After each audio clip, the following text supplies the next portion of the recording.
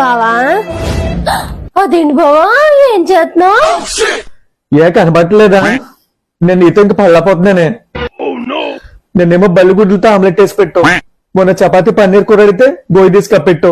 మీరు మట్టి గుల్లగా ఉంది కాబట్టి మీ తమ్ముడు రాబట్టి బయటపడ్డాను. గట్టి పిండమే. ఇంక నా వల్ల కాదే. అది కాదు నేను అడిగింది, ఆ చీర ఎందుకు కడుతున్నావని. ఆ చీర అంటే నాకు చాలా ఇష్టం, మా అమ్మాలు పెట్టింది. పాపం ఫీల్ అన్నట్టున్నారు. నీకు అంతగా కావాలంటే అర్మార్లో నీ పాత లుంగీలు ఉన్నాయి, తీసుకో.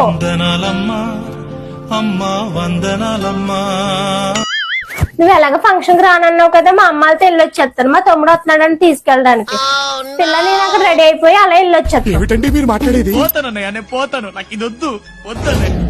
నేను లేనని చెప్పి ఫేస్బుక్ లోని ఇన్స్టాలోని చాటింగ్ మొదలెట్టామనుకో, వచ్చాక తాట తీస్తానే. జాలి దయా కరుణ ఏం లేవు. మర్చిపోయాను బావా, నీ పని అయిపోయాక స్టూల్ అక్కడ తీసు అక్కడ పెట్టే.